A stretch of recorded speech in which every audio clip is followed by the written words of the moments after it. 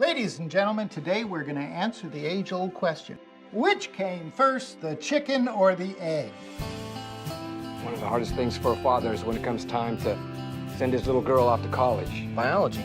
Did you get Cayman? Complex life forms evolved from simpler life forms. Wait, what? A chicken egg is the same life form, just at an earlier stage. Specifically the stage taking place outside the mother, where the egg is continuing to develop, or specifically the contents of the egg, prior to hatching. Where did you learn this from? Answers in Genesis? Egad, I'm screwed. Hey, what did you think about what Professor Cayman was just saying? You mean other than the fact that as he spoke, quite literally a huge ball of straw just fell down onto the ground? It was factually flawed in the example he gave. She's one of the cutest freshmen we've seen. Just calling to get your topic for the October debate.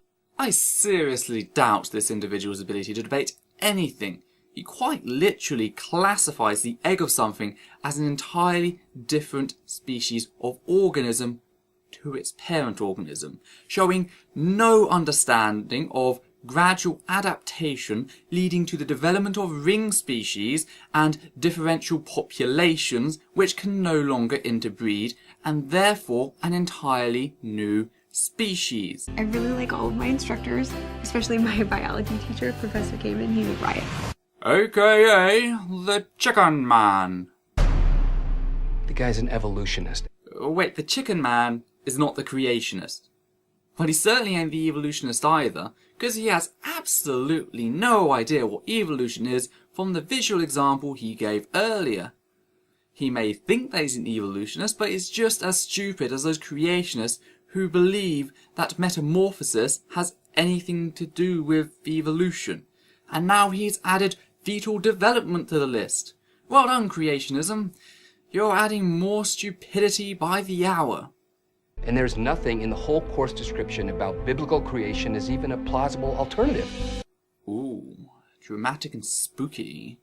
Yet to answer your question, creationism is not a viable alternative to the biodiversity of life on Earth due to the fact of genetic ancestry.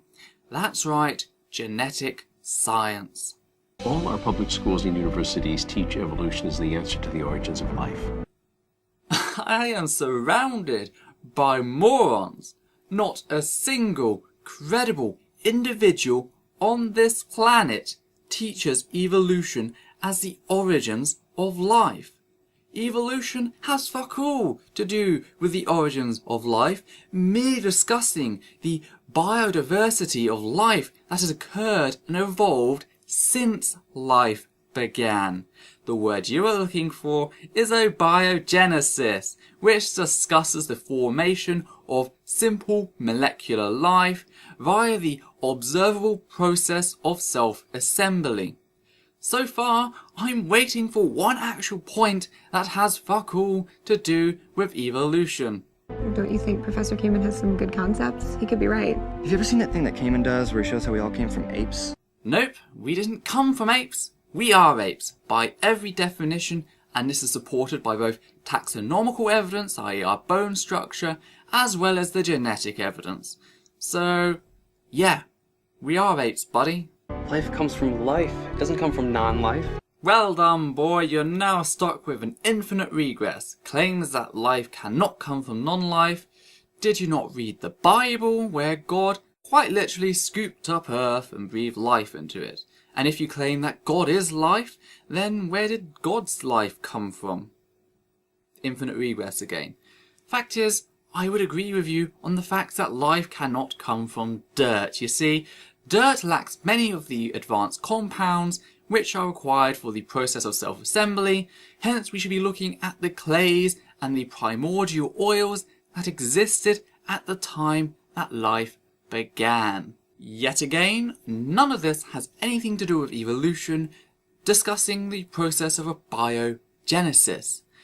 Geez, for a movie that apparently takes place on a campus, could you guys not please do some actual learning? Evolution versus creationism, what do you say? Professor Cayman, my dad can't debate you.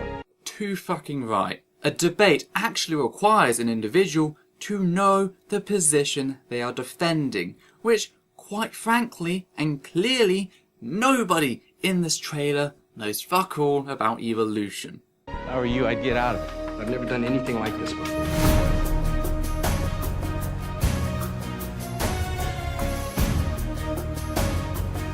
I wasn't going to teach evolutionary lies from those textbooks. I'm out of the game.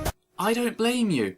This movie is looking like an even shittier version of God's Not Dead, aka Attack of the Giant Straw Man. You debating Professor Kamen is not going to solve anything. This all sounds oddly familiar, almost like this was what every non-creationist was telling Bill Nye when he was going to have the debate with Ken Ham, which officially had Ken Ham bent over and screaming, "I have a book!" This guy stands against everything that we believe in. What are you doing? What did you tell her? I'm not interested. Do you know how embarrassing this is going to be for me? See, this is the moment where the actress realised that her career was going to die, just like the dinosaurs, and she envied that black guy for getting out when he could. They just decided to add it into the trailer because it looked dramatic. Welcome everyone to our debate tonight. Wasn't the Bible written by men? Yes, it was. Then how does that make it the Word of God? Whoa, getting a bit risky there, Answers in Genesis. I mean, you just admitted that none of the authors of the Bible were there in the beginning. And you do believe in your viewpoint, don't you? Nope, I'm just making a serious fuss out of nothing. So yes, that was the end, and this is not my usual thing. I decided, what the hell, let's have some fun, and yes, that's what I did. So yeah.